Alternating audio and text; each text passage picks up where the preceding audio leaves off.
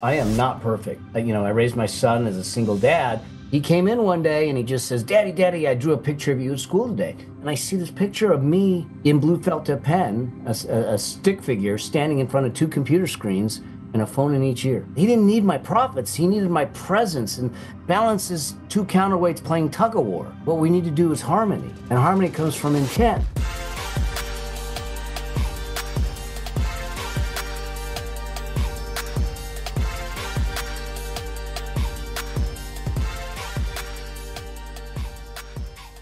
Welcome back to another episode of The Burn. I am Ben Newman, and you know how we do this every single week. We're bringing you a story of an athlete, an entertainer, a celebrity, an author, a coach, somebody who's recognized that why and purpose is not enough. There's this underlying burn, and it's this burn that ignites your why and purpose that causes you to be disciplined on the days that you don't want to do it, and especially after you win. Today, we have a very special guest, my friend Mel Abraham. And I say special guest, and he's become a special friend, and here's why. Let me give a little more of an intro than maybe I normally do. Brendan Burchard invites me to come out to speak at one of his Growth Day events in LA. And if you've never been to one of these events, you probably remember on the episode with Trent Shelton, we talked about it. I mean, Brendan comes out with the LA marching band. I mean, he's getting that. There's nothing like this energy. But before I saw Brendan go on that stage, I had the opportunity backstage. I go to see our dear friend, Ed Milet, and all of a sudden Mel walks in, and Ed makes sure that we connect and we start engaging. And he's like, Ben, Mel Abraham is one of the greatest human beings I have ever met. And so he says this about Mel, and you could already tell there was just this engaging personality, how much he cared. And since then, the personal videos I've received from Mel, our opportunity to hop on the phone and get to know each other, it's one of those relationships where I say special because this man is special. And even though this is a new friendship for us, and for many of you, he is well known around the world for his books, his affluent blueprint, everything that he's done in the financial sector as an accountant, changing companies and how they think. It's been incredible, his career. But I think he's going to become a special friend to you because he's got a big heart. He's got a passion for life. He's got another new book coming out, so we're going to talk about that as well. But Mel Abraham, my friend, welcome to The Burn. Ben, that is the best introduction I've ever had, man. Thank you so much. It's given me freaking goosebumps. I appreciate you, my friend. So good. And you're right. It's a young friendship, but it's a deep friendship, and it'll continue for a long, long time. And I think one of the things that makes it special is I could tell your authenticity and your vulnerability. And you look at your career, and I think somebody could say, oh, he's got a book coming out about money and allowing the money that you've worked for to actually work harder for you after you've earned it. And it could just be this money conversation. But man, I mean, we were talking about your fight with cancer, talking about your passion, and one of your greatest victories you've ever had in your life is raising your son. And you went so deep so fast. And I said, man, this is my kind of guy, because I'm the emotional dude who cries when you watch Extreme Home Makeovers. And so for me, I'm like, and I don't know if you're like that with everybody or if it was just me, but Mel, there was this attraction power. Where does that come from for you? Where's the burn? Where does this passion for life come from for Mel Abraham? God, if I went back to it, I think part of it is my dad. My dad I'm the son of an immigrant family. My dad came to the U.S. He was in a country where they were hunting him down. They were going to hang him in the square, changed his name, got fake papers, ended up here at 17 with nothing. And he always did, like, he was smuggling people out to keep them safe. And I remember 4 days before he passed away, I asked him, I said, if they caught you, they were going to hang you at 17. Why would you do this? I know what I was thinking at 17. It wasn't that, And he said, he literally, as he sat in his wheelchair, he looks at me and he says, because it was the right thing to do. And all of a sudden, my dad's life made sense to me. My journey made sense to me because he lived that way, always asking, what's the right thing to do? How do I leave people better than when I came into their life? And not asking what the sacrifice is. He was this quiet man. He wasn't boisterous. He was a chemical plastics engineer in the aerospace industry. It wasn't anything. But as I look back, this perspective of knowing that each moment matters, and that it actually is an opportunity to shift someone's life for the better. And that when we look at it that way, I think we start to give reverence to the moments that it deserves. And, I have a philosophy that says legacy isn't what we leave behind. It's not, legacy isn't what we leave for people. Legacy is what we leave in people. And when we understand that, then we realize that it isn't about leaving a legacy, it's about living a legacy. And I got that from Dad. It's just knowing that even if this was, if our moment together backstage was the only time we met, how do I make it important? How do I make it meaningful? How do I make it impactful? And so I try to be present. And, I fall down plenty of times, but at the same time, I just know that the moments can be monumental. And so is that a mindset that you carried through not only as a father, but in your work and all relationships and everything that you've done? It is a mindset that I think I tried to carry through. Like I said, I am not perfect, and being I raised my son as a single dad, and he reminded me really vividly at 6 years old that I was screwing it up. I was working a lot. I was building stuff, and he came in one day and he just says, Daddy, I drew a picture of you at school today. And all of a sudden I kneel down because he's so excited. And I see this picture of me in blue felt tip pen, a stick figure standing in front of 2 computer screens and a phone in each ear. And at the hands of a 6-year-old, I kind of go, "Ooh, shoot." And it was, and I think that we all can look at it. I could have easily looked at it and said, "Hey, kid, I got to keep the roof over our heads. We got to do this. We need the profits so we can do the things we love to do." But he didn't understand that. He didn't need my profits. He needed my presence. And this idea of work-life balance and all that stuff came to roost with me. And I said, "Why? We can't do balance. Balance is 2 counterweights playing tug of war. What we need to do is harmony. And harmony comes from intent and intentional." So I think from that point is where I started to look at it and say, how do I make it happen? And have you thought about writing a book, but just don't have the time? We would love to help you make that dream come true this year. Introducing B&C Publishing. We offer an in-house 3-step process to help you bring your book to life. The whole process only takes 60 to 90 days. Compared to 18 months for traditional publishing methods, we work fast. To see if we are a good fit to work together on your project, email our team at info@bennewman.net. That's info@bennewman.net. Now, back to the show. And so I try to bring it in the things I do when I speak, when I have my employees, my teams, all that stuff. But I know I'm not infallible, but I want people to feel important. Well, you certainly make people feel important. You're certainly very present. Now let me take you to this mindset, battling cancer. Yeah. People face challenge, people face adversity. So you have this life lesson from Dad, almost embracing an appreciation for the opportunity that you have and to lead people the right way. You have this deep, profound lesson from your son at 6. When adversity struck, and I don't know if anybody's ever asked it to you this way, when cancer hits, where did your mind go then? Did that mindset get you through it?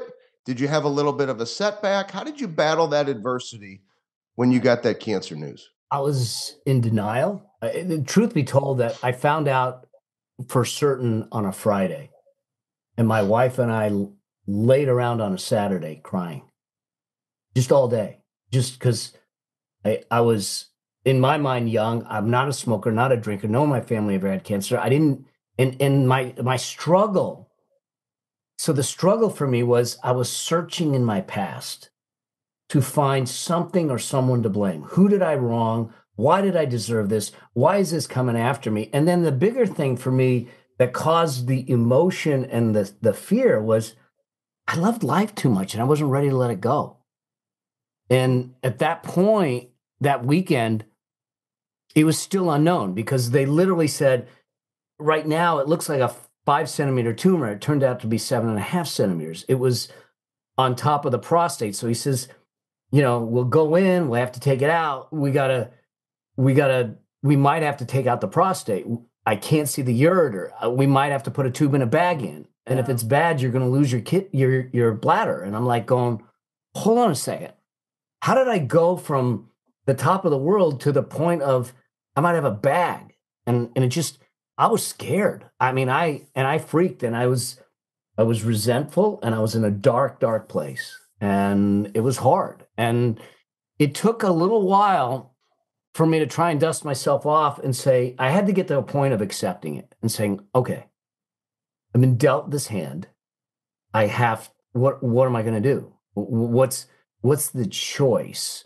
And the thing that allowed me to get through it was I realized that I was searching for something I did in the past that caused me to get the cancer. And when I shifted that to start looking at it and saying, what if it wasn't because of something I did, but it was for something I'm supposed to do? Can I now all of a sudden the cancer found some meaning and found some value. And then, and I said, okay, this is the hand we've been dealt.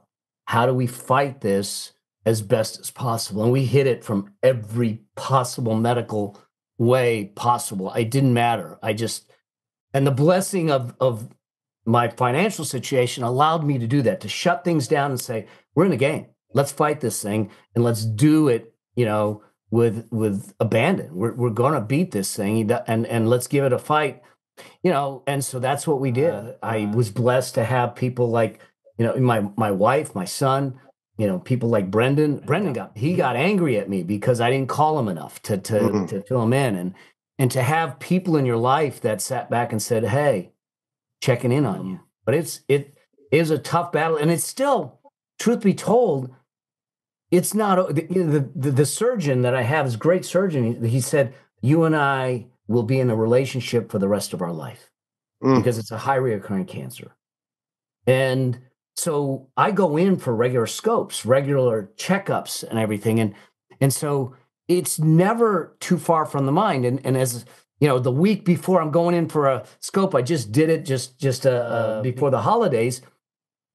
That week, I keep telling my wife, I know what a defendant feels like when they say that the jury reached a verdict, come on into the courtroom, and it's like you're going in and you're just, all right, you're on pins and needles. And he says, you're all clear. And so, but it's taken discipline. It's taken a whole lot of self-awareness, discipline from a diet standpoint, from a workout standpoint, from a mind standpoint, to stay and not allow the demons to take hold. A major part of reaching your peak performance is having the right people in your life or organization. And to help with that, we are proud to introduce our strategic partner, Spark Companies. No matter the industry or workforce needs, Spark Companies provide extremely effective solutions for leadership recruitment, staffing, and other workforce solutions. For our listeners, Spark is offering a no-cost consultative session to help identify your specific needs and how they might be able to help. To schedule your free consultation, head over to bennewman.net/spark. That's bennewman.net/SPARK. Now, let's get back into the show. Oftentimes when people go through that challenge and adversity, the demons don't just take over the body, it takes over the mind, it takes over the desire to have a will to write a book, to speak, to give, to serve, to work. And one of the things that I just think is amazing, because I've heard you share with me your fight with cancer, but then I see the consistency of all these events you continue to do with Brendan and the passion you have with Brendan. And you've already written the Entrepreneur Solution, one best-selling book. And now we've got Building Your Money Machine, which is going to be the next best-selling book. And we'll get everybody all the notes and ways to stay connected and learn more about the book and the final release date and everything. But some people just give up. And even a doctor to say to you, well, we're going to have this long time, people just, they give up. Well, what do you mean it's going to be? So they stop and they shut down. And you had this energy when you talk about Brendan, and I know specifics that you've shared with me, but I just want to talk about just that connection. You have a passion for helping Brendan be his best on that stage. And I'm very intentional in the way that I watch people. And I watched you behind the scenes on that stage, meticulously wanting everything to be right, meticulously wanting it to be right for Brendan. And then I hear you talk about it. And it's just, I just want everybody, I don't even know if this is a question or more of just a highlight for you before we talk about the book and so many of the amazing things you have done and continue to do. But it was amazing for me to see somebody that has battled and fought to still give and serve. Because the easy thing for people, well, I'm just, Brendan, it's been a hell of a ride, buddy, but I don't have time. So maybe that is the question. Where does that come from? That selfless mindset that you have? So the first response to that is that's a place of joy for me. It doesn't feel like work. I get lost in it. I get lost in that service and lost in the mission, and there's joy in it. I remember it was shortly after my second surgery that I went to a smaller event, and they go, "You okay to be here?" I said, "Not only am I okay, I need to be here." As tired as those things can be, I feel fueled and energized by them. And I recognize that I needed them as much as maybe they needed me, but I needed them more at that time. And I needed to be in that environment of positivity, of moving forward, of staying in the game, because I see my mom's 80, she just turned 90-ish. She won't tell us. She gives and she's been on dialysis 5.5 years, which is, it's a long time. You're not usually like that. But I watch her, and what I thought originally was regret, I've come to realize it's not regret. If it's a regret, it's a regret for the fact that she didn't appreciate the life she had. There's so many times that she says, your dad was a good man, I didn't appreciate him. And I don't ever want to be in that place where I look back and go, I didn't appreciate the days I had. What the cancer did was it allowed me to understand, like I said, the importance of the moments, but to realize, as much as they told us growing up, hey, you only have a certain amount of time here. Yeah, whatever, But the fact is we only have a certain amount of time here. Are we going to make it matter? Are we going to make it mean something? Are we going to do something? Not monumental in the sense they're going to be statues and names on buildings, but just something meaningful where I believe that each one of us was brought here for a reason. Each one of us have a specific, unique gift. And the purpose of that is to give it to the world. And when we don't give it to the world, we disrespect the gift, and we disrespect the journey, and we disrespect the uniqueness, and it dies inside of us. I don't want anything dying inside of me. I literally want to sit back and go, I want to get to those last days, my toes on the edge of that thing, looking back sweaty, dirty, and tired, and go, it's a hell of a run. I'm ready to go. Well, you certainly do that in everything that you do. I could see it, that meticulous nature of what I saw. And one of the things that I really respect and admire about you, and we're going to keep this all positive because what I'm about to say, we could go down a whole nother tangent because I just have a feeling that you believe what I believe. I have, Mel, such a low tolerance for people giving financial advice that are in horrible financial affairs. Like just like they haven't saved any money and they may never retire and they're giving financial advice.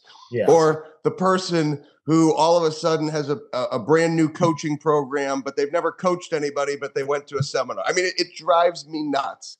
And what I admire about you, and you subtly mentioned it, but because you worked hard, because you were smart with your money, because you did things over a long period of time. Everybody wants the quick fix, the quick hit, the quick solution, the quick wealthy way. But you were able to say, gosh, when I battled cancer, I was able to say, hey, whatever needs to be done because of how hard I've worked and what I've believed in my disciplines, that's happened. And so when I see your podcast, you've written the affluent blueprint. It's like, bring it on. Give me the blueprint, because you're an example that people can follow. How important, and then we're going to talk about the book, how important has it been for you to not just be somebody who read the books or was, an accountant and learned a lot about finances, but they weren't in order? How important has it been for you as a leader in this space to be an example by taking care of your money the right way? I think it's everything from the perspective. Because look, I got a CPA license. I got a valuation credential. I got all the credentials. I got all the licenses. But I think that there's so much more to the fact that I lived it. That there is nothing that I talk about that I lived. So I speak not from, I don't speak from just an education. I speak from a knowing. I speak from a journey. And it's something that is I can truly say, this is my truth. It's given me the peace. It started with the picture that Jeremy drew. I knew I had to do money differently. I knew I had to do business differently. I knew I had to do life differently if I was going to take care of the greatest gift that was given to me. And then the importance of it really came full circle in the cancer. Because now I sat back and said, I'm going to fight for my life. I'm getting back in the ring. I used to fight competitively. I'm back in the ring. And so if you're going to fight that, I had to fight it spiritually, energetically, medically, psychologically, all of it, but I didn't have to fight it financially. And that was a gift. And it's a gift to be able to do that. It's a blessing. I feel it was a privilege, but it was something that allowed me to do this. And then, so let's just do some timing so we understand where this came from. I got diagnosed in June of 2019. Pandemic hits in 2020. I watched people struggle in the pandemic financially. I saw people destroyed. And I had a dear friend of mine who said, if they knew what you knew, would they have struggled as much? If they did what you're telling people to do? And I said, no. He said, then maybe this is your path. And so this is where the book, the speaking, the show, everything came out of, because in the process of healing, I did it through I'm doing it through service daily. I'm doing it through giving daily. And I was on Brendan's stage speaking in Austin, 2,000 people. And then he had me do some Q&A after I did my session, because we had a little extra time. And I listened to the questions, and I got backstage. This was almost a year ago, a little over a year ago, November. And he says, what's up? And I said, there's a lot of uncertainty in the world. There's a lot of pain out there. And he said, yeah. And I said, they need access to this, and they can't get access to me necessarily. And he says, so what do you think? And I said, I'll write the book. And that's how the book was born. 75 days from me making the decision, I had the first manuscript. So how excited are you about this book? Tell us about the excitement, because see, that's another thing. You hear something, you feel something, but this is the history. I hope everybody's listening. You take action and you do it. And so that's what I think is so unique about this book, because a lot of people could hear that feedback and say, well, it just, means I could do this, but I don't have time for it. But you did it. So how excited are you for the release of this book, Building Your Money Machine? Here's how I look at it. This is the whole new season of my life, is to serve. I truly believe. So my firm belief, and you see it in the book, I say it, is that financial freedom is a birthright. We just need to go claim it. We don't want to talk about money. We don't want to have conversations. You demonize money. The media doesn't like money, but you know what? Money's just a tool. It's no different than a hammer, a screwdriver. But let's show how you can have peace. So we take one aspect. Financial wellness destroys relationships, destroys productivity, destroys marriages, destroys profitability. Let's give them financial wellness, because you know what? It's actually simple. It may not be easy, but it's simple. Just do the right things, and let's get them in the game. And so for me, I'm looking at saying, if I look at my history and my journey, for all of a sudden, the book represents the culmination of I'm 62, so 6 decades on this earth. because all of a sudden I can look back and I can follow the trail and go, this is how I got here. Because look, I'm a freaking accountant. You wouldn't expect me to be doing this stuff. And yet that's what drives me. And so I'm so excited because not because the book is coming out. I'm so excited because I think that we have the opportunity to allow people to become the inflection point in their family tree, that they get a chance to be that point in their generational living, to have the generations beyond look back and go, Uncle Bobby made a difference. And because he did that, and because he made one decision, just like my dad did to come here, life is different for us. And that's why I'm so excited about it. Well, I'm excited for readers to get their hands on the book. We're going to make it as easy as possible in the show notes for people to stay connected with you, as well as the details and the release of the book, ways to get on a VIP list for all of those updates. And here's something that I think is special. And I'm just, once again, we could have a whole nother podcast episode about this. You know, there's a lot of people that do things because it's for money. Oh, I want to start this business for money. I want to write a book because I think I could make a lot of money. And I'm going to ask all of our readers, you have a man of passion, a fighter who's in front of your screen right now, who is not doing this for money. He just shared with you that because of feedback he gets of people who are struggling in this country with their money, and most of you, I was a financial advisor for over 10 years, so I know many people, they don't share the truth about their financial situation until they talk to their accountant or they talk to their financial advisor. So I know some of you might be struggling. So here's a man, could care less about making money on this book. He wrote this book for you so that you have a better relationship with your money and your money works hard for you when you're done saving your money. Please, if you have friends, families, relatives, support the book, because many people do things for the wrong reasons. And this is a man who is living, working, and doing for the right reasons. Now you understand why I say Mel Abraham is a special friend. So, Mel, this has been a joy. I feel like we could have talked for two more hours. I appreciate you so much. I did send a message to Brendan actually earlier this morning saying, man, I got to get back on that growth day stage. And so hopefully I get to see you before that happens. But if that's the next time I see you, I can't wait. You really are a gift, Mel. Thank you so much for joining us on The Burn. Buddy, you are a gift too, and I appreciate you. And I'm looking forward to seeing how we gel in the future, the things that we get a chance to do and share with the world. I can't wait for all of those interactions. And for those of you, once again, if you have questions about your money, if you have questions about your life, your future, have you done things the right way, talk to somebody. Right? It might not be this book. Don't keep that to yourself. I talked to enough people in my career. Mel talked to enough people in his career who hide from the truth about their situation. And if you hide from the truth, it'll never get better. And sometimes people aren't courageous enough to say those things. I think Mel and I carry that in our hearts. Yeah. We want you to get courageous and do the things and have the conversations and live realistically and understand what you need to do to live a better, stronger, more financially sound life. This has been The Burn. You know how we do it every week. We're going to bring you an amazing story of a Mel Abraham who helps you understand why that burn is so important so that you can ignite that why and purpose. Show up on the days that you don't want to do it, and especially after you win. This has been The Burn. Mel Abraham, thank you again. Until next week.